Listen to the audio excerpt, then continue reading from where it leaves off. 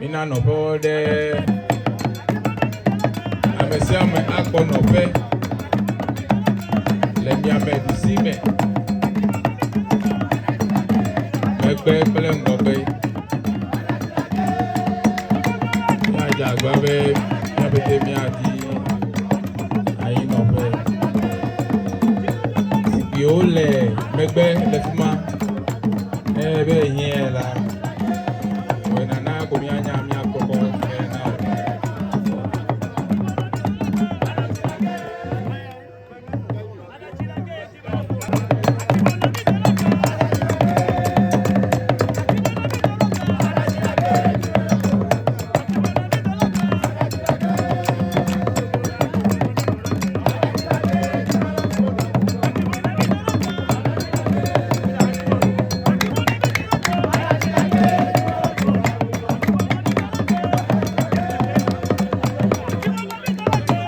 Please like, share, and subscribe.